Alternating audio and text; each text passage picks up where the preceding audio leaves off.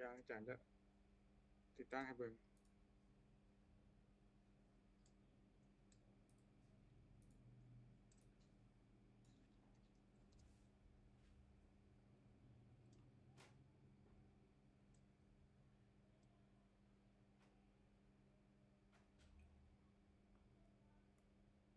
นี้อาจารย์เจ็ดให้เบิ่งกันนะและนักศึกษาไปอาจารย์ย่านมันนั่นน่ะ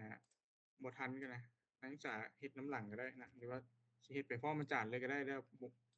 เป็นหยัง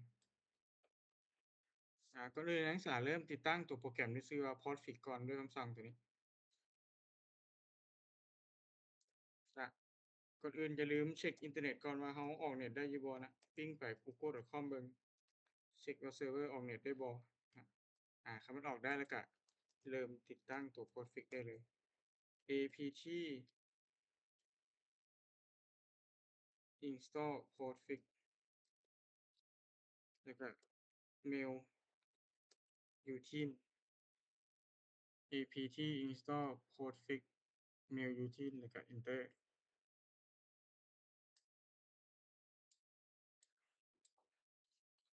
ก็ตอบว่านะแล้วก็ enter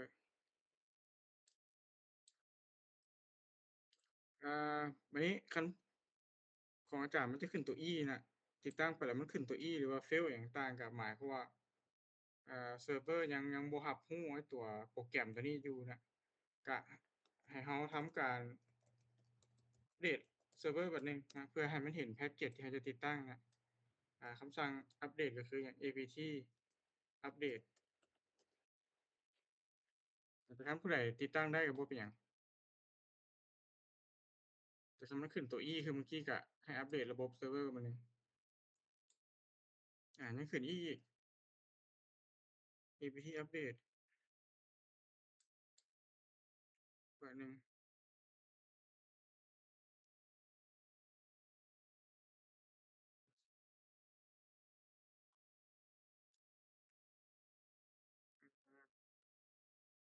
อัปเดตก็บ่ได้เดี๋ยวมาเช็กเบิ่งเซิร์ฟเวอร์ทางในมันเป็นหยัง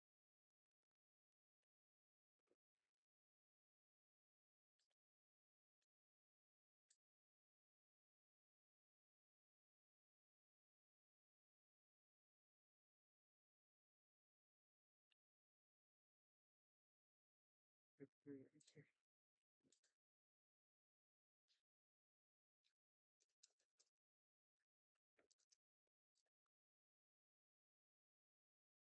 ออกอินเทอร์เน็ตได้แต่อัปเดตระบบได้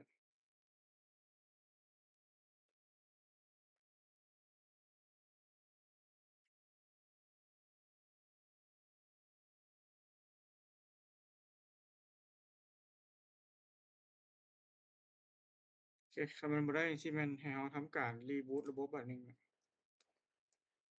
ตัวอย่างของอาจารย์ขอ reboot ระบบบัดหนึ่ง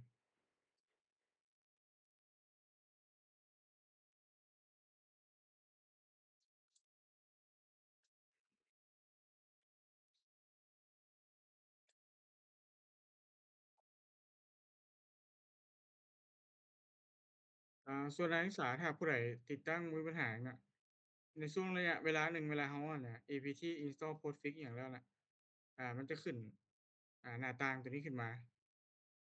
หน้าต่างตัวนี้ขึ้นมาแล้วให้เรากดโอเคนะโอเคแล้วก็ให้เราเลือกออปชันต่างๆแบบนี้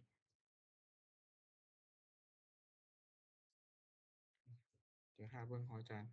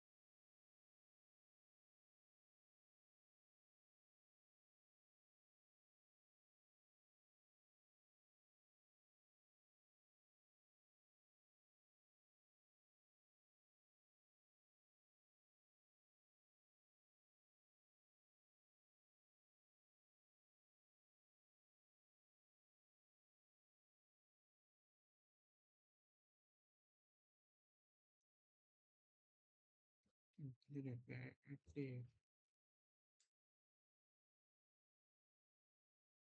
โอเคแล้วอัปเดตได้แล้ว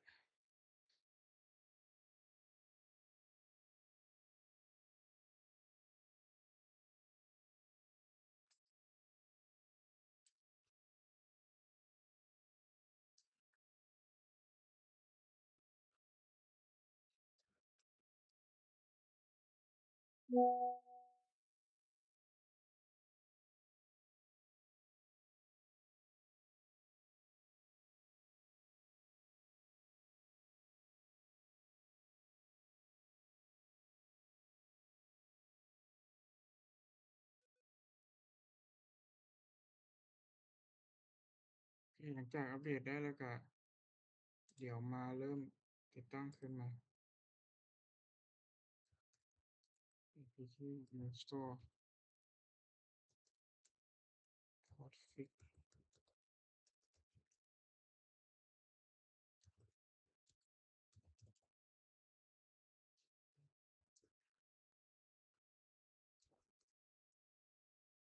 อาจารย์กดอนุญาตให้นางมิดมีเขาแหน่เน็ตมันหลุด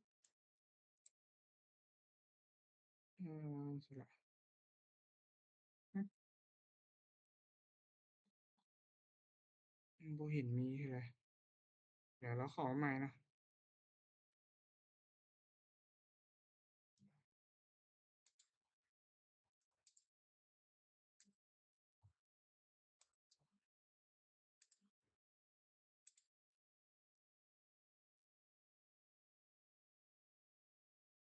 มัน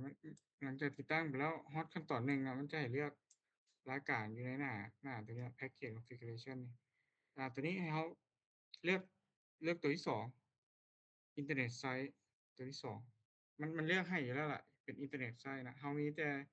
เลื่อนลงมาแท็บโอเคนะให้กดอยู่คีย์บอร์ดแท็บแท็บลงมาแท็บโอเคนะแล้วก็ Enter เลยEnter ต่อไปขั้นตอนต่อมา local domain นะตัวนี้เราใส่เป็นmy company.site นะใส่ชื่อโดเมนของเซิร์ฟเวอร์เรา my company.site หลังจากนั้นก็แท็บมาที่โอเค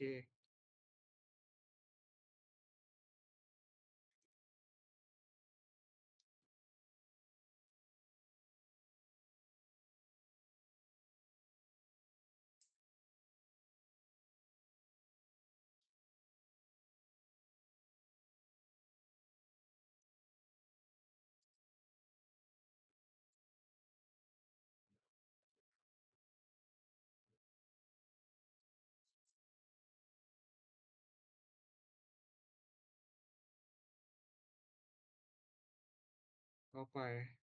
ติดตั้งโปรแกรมที่2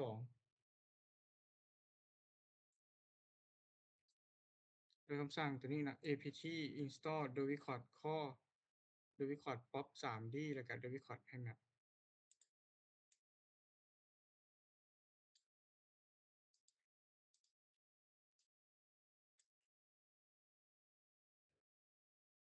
apt install Dovecot Core Dovecot Pop 3D แล้วก็ Dovecot IMAP D Enter โปรแกรมที่2นี้จะบ่ถามให้เลือกออปชันอย่างมีแต่ติดตั้งไปเลยติดตั้งไปให้สำเร็จแล้วก็แล้ว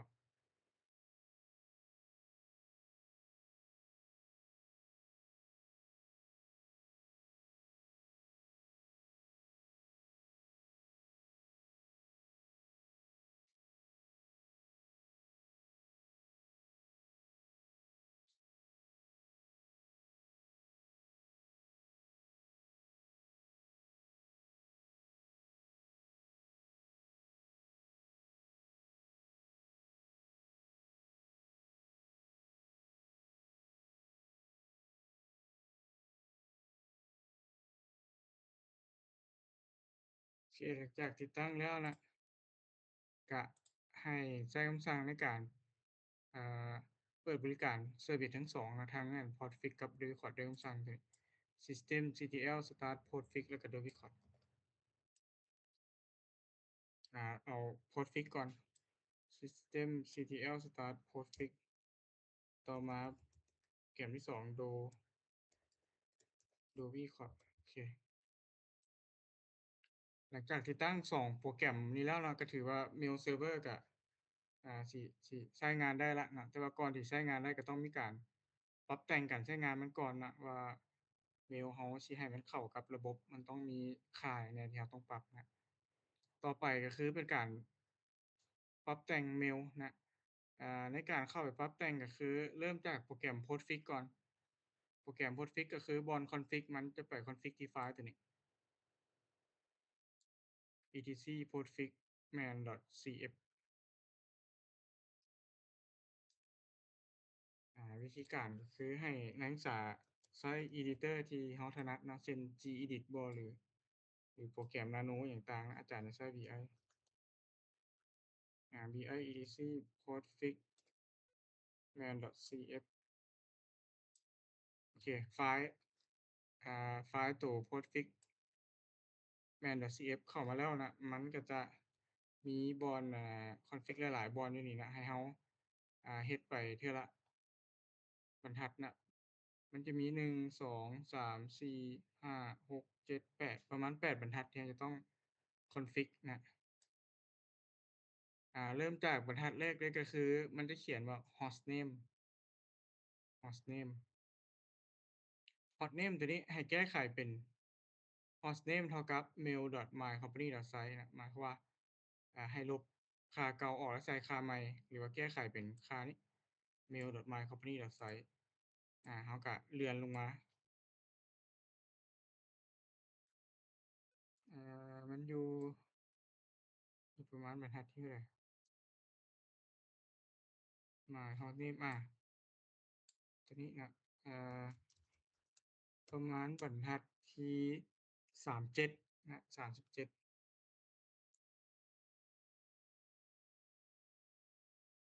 ประมาณบรรทัดที่37 ns 1.mycompany.site ตัวนี้ให้เราเปลี่ยนเป็น mail.mycompany.site เราก็ลบคำว่า ns 1ออกns 1ออกแล้วก็ใส่คำว่า mail.mycompany.site แบบนี้mail.mycompany.site ก็คือที่อยู่ของ mail server เราน่ะที่เราลงทะเบียนใน DNS นะเป็น mail.mycompany.site ครับต่อมาบรรทัดที่2ตัวนี้บ่มีนะหมาย domain เท่ากับหมาย company.site ตัวนี้บ่มีให้เราเพิ่มนะเพิ่มก็คือทำการเขียนเพิ่มเข้าไปตัวอย่างอาจารย์จะ copy ค่านี้แล้วก็เขียนเพิ่มใส่บรรทัดใดก็ได้ตัวอย่าง enter ลงมาเป็นบรรทัดที่38นะแล้วก็ทำการระบุหมาย domain หมาย company.site เข้าไปตัวนี้บ่มีให้เพิ่มใส่นะตัวใดบ่มีให้เพิ่มใส่ต่อไปบรรทัดที่3 my origin เท่ากับ s my domain นะอันนี้ค่าใหม่โอเคเราก็ตัวนี้มีนะคันมันมีแล้วเราต้อง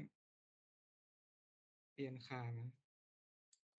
ประมาณบรรทัดที่41ลบค่าเก่าออก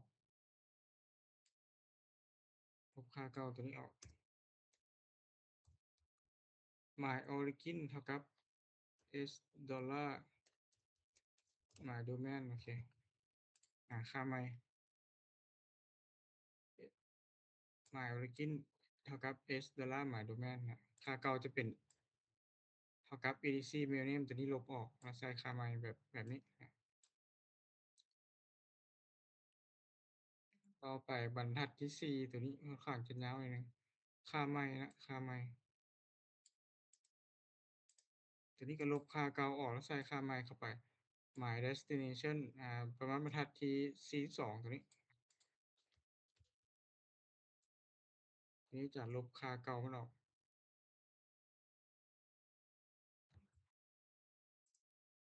อืม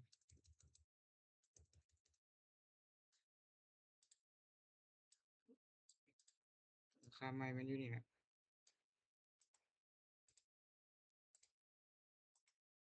อันนี้คือค่าใหม่ s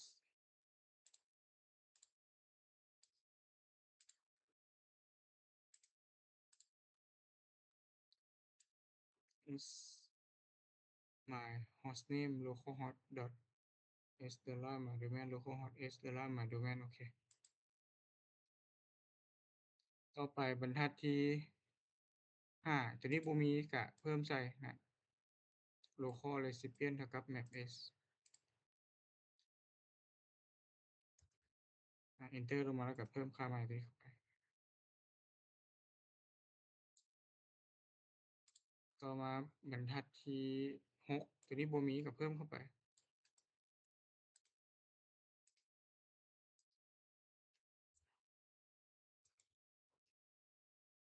my network style เท่ากับ subnet ต่อมาบรรทัดที่7ตัวนี้มีแล้วนะแต่ว่าให้เปลี่ยนเป็นค่าใหม่ก็คือmy network เท่ากับ192.168.1.0/24นะตัวนี้ประมาณบรรทัดที่46โอเคให้ลบค่าเก่าออก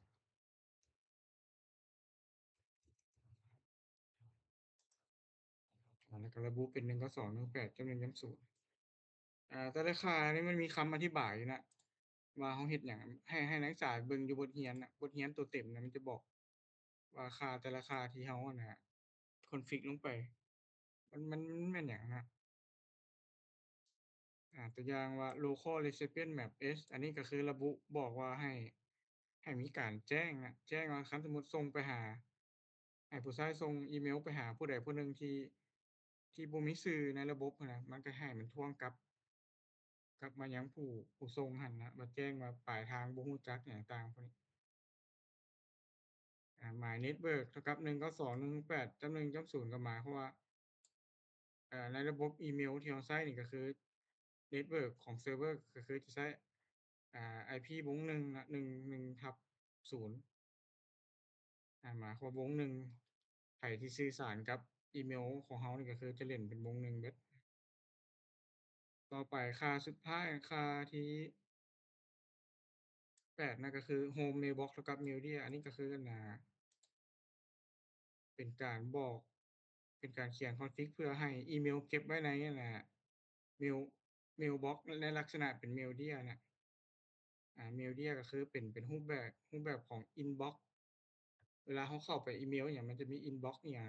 เขาจะเอิ้นว่า media ก็คือให้มันเก็บเมลเก็บหยังในรูปแบบลักษณะแบ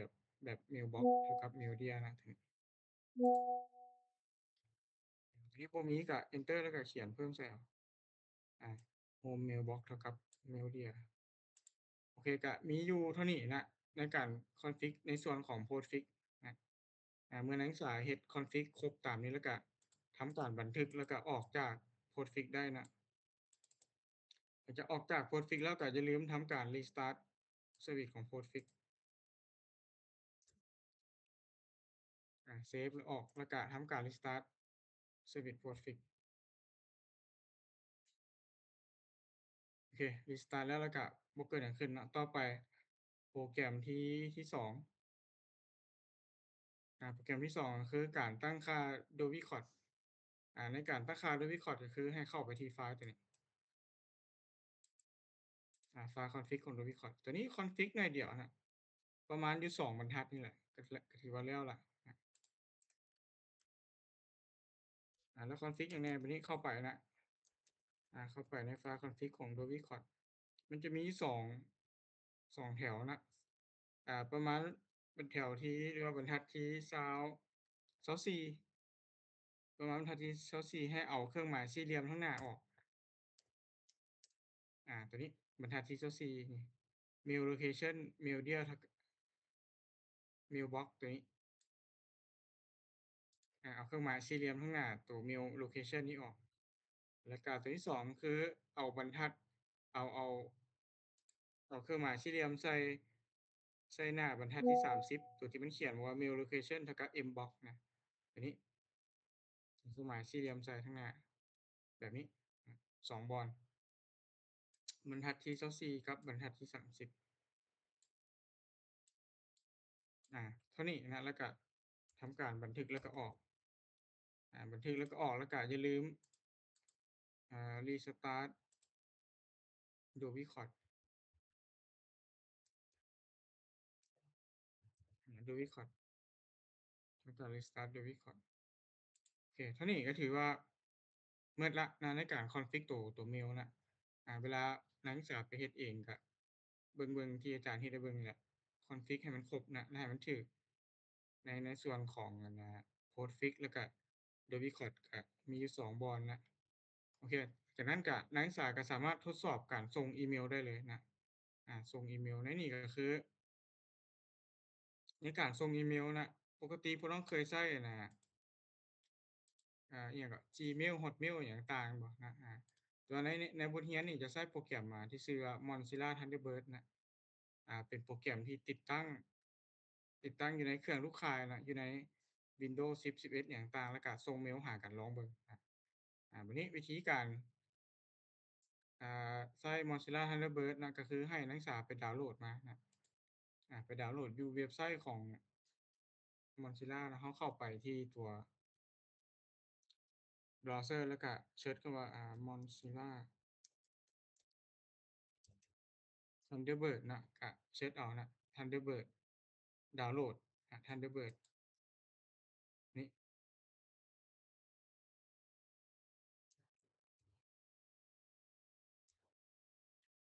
อันนี้เว็บไซต์มัน Thunderbird นะตัวนี้เป็นรูปนกนะแล้วก็คลิกเข้าไปหลังจากนั้นก็มาที่ตัวดาวน์โหลดแต่ว่าก่อนจะดาวน์โหลดนะมันจะเป็นภาษาไทยนะเดี๋ยวบางคนก็เป็นอังกฤษแล้วนะอันนี้อาจารย์อยากให้เอาเป็นอังกฤษมันจึงอ่านง่ายให้เลือกไปที่ดาวน์โหลด Enlarged Option ดาวน์โหลด Enlarged Option แล้วก็เลือกlocal นะ local เป็นภาษาอังกฤษนะ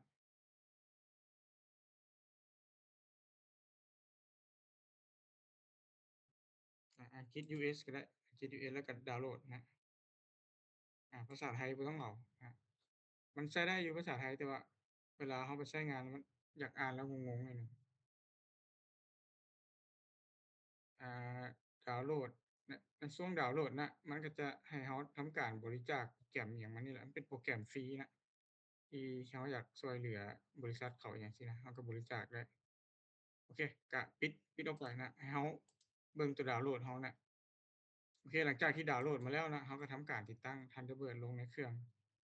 หมายความว่าเราสิทดลองอยู่ Windows เราอยู่นอกนะเราจะติดตั้ง Thunderbird เราอยู่ Windows 10 11อยู่นอกนี่นะแล้วก็ทำการส่งเมลผ่านเครื่อง Linux Server เราโอเคก่อนอื่นก็ติดตั้ง Thunderbird ให้สำเร็จก่อนเนาะรันโปรแกรมนี้ติดตั้งได้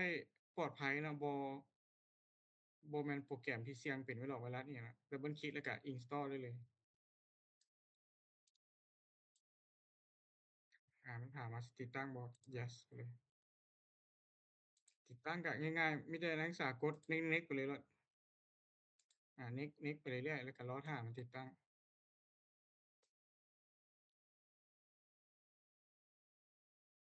สุดท้ายติดตั้งแล้วก็กด finish ขึ้นมา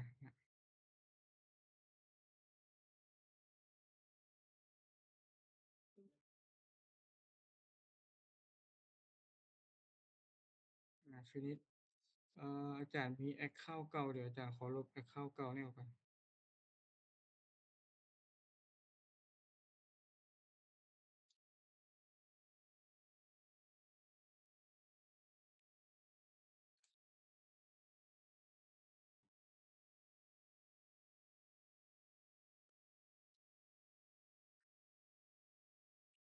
โอเคหลังจากที่ติดตั้งแล้วก็เปิด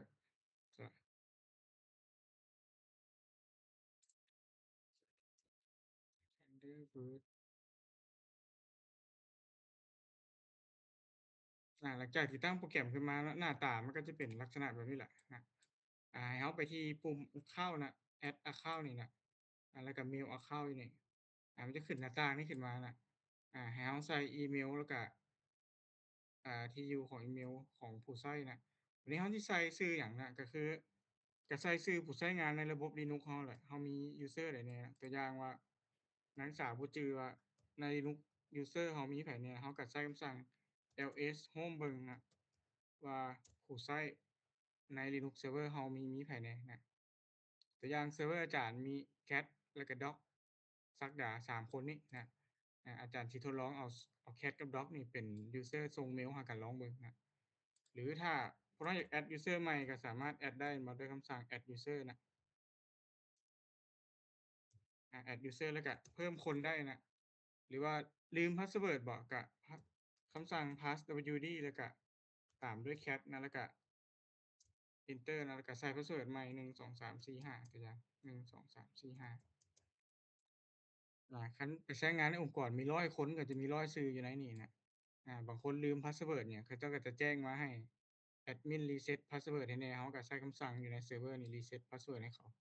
ประมาณนี้นะโอเค user ผู้แรกอาจารย์จะลองเป็น cat แล้วก็ cat อีเมลก็จะกลายเป็นอย่าง cat@mycompany.site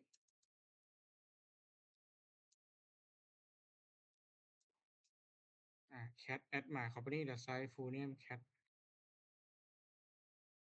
ก่อนที่จะลองล็อกอินก็เช็ก DNS บาดหนึ่งเพื่อความมั่นใจว่าเซิร์ฟเวอร์เราเห็นกันบ่ระหว่าง Windows Server กับระหว่าง Windows 10กับLinux Server ข้างในตัวอย่างอาจารย์เปิด Windows มาแล้ว ls lookup เบิ่งว่ามันเห็นเซิร์ฟเวอร์เราแท้บ่ยังเห็นอยู่บ่ ls lookup enter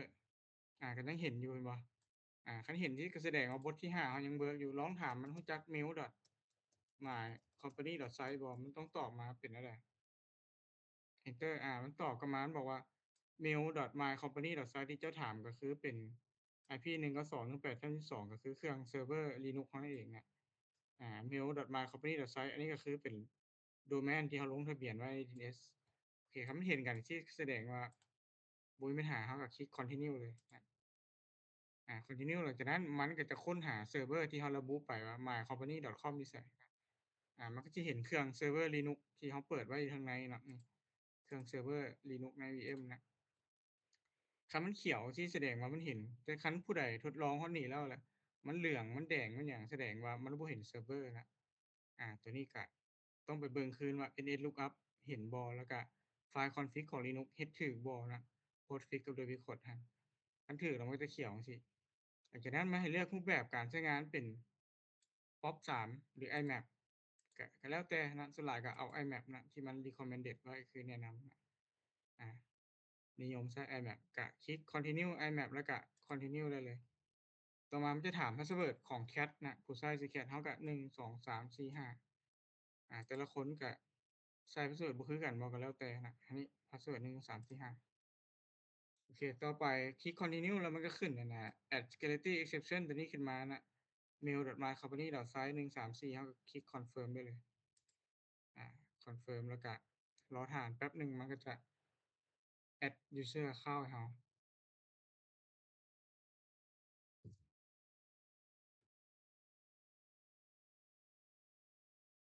โอเค add แล้วก็กด finish กด finish แล้วก็ถือว่าผู้ใช้ผู้หนึ่งได้ add เข้าระบบแล้วก็ถือว่าสำเร็จแล้วก็ต่อไปก็ add ผู้ที่2เฮ็ดคือเก่าเพื่อทดลองส่งหากันระหว่าง2คน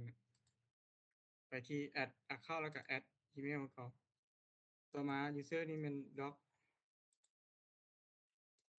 doc at my company.site continue เขียวแล้วก็ continue พาสเวิร์ดคือกัน1 2 3 4 5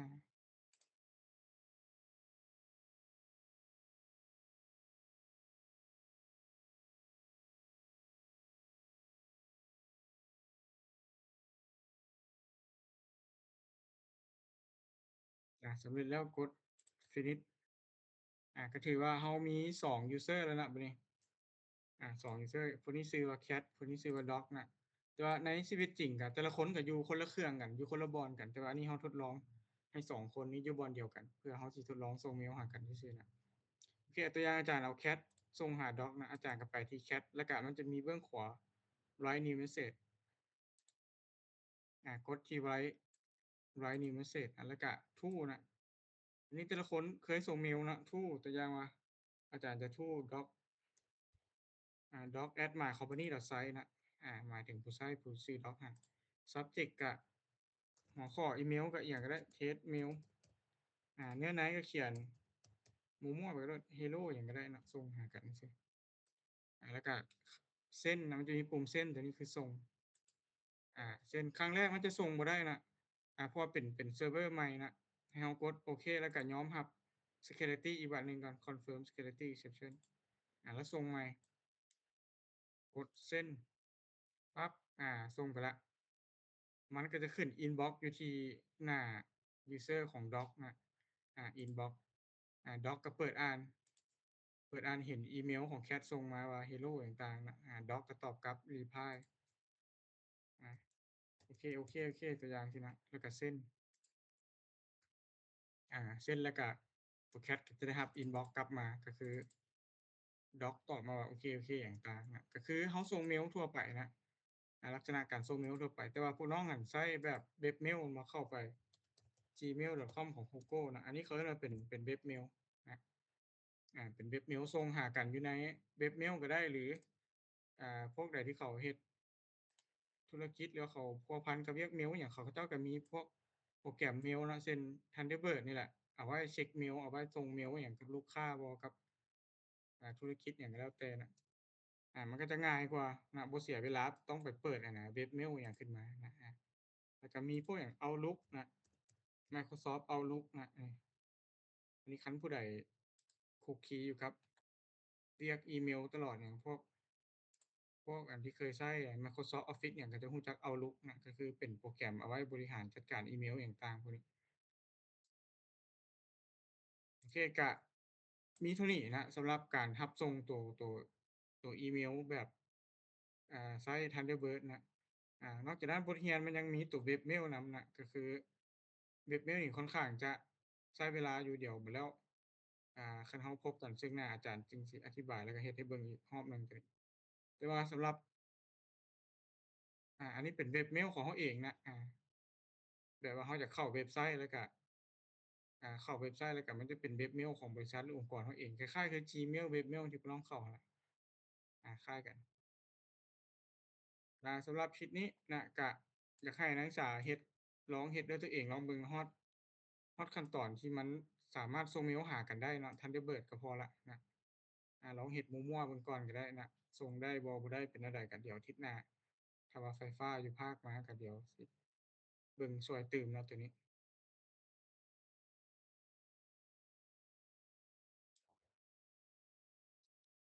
จักนาทีโอเค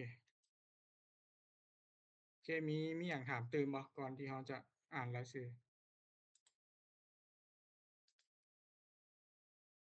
โอเคเนาะคันบ่มีก็ไปลองเฮ็ดลองเบิ่งนะโอเคทิศนี้เดี๋ยวอาจารย์อ่านชื่อ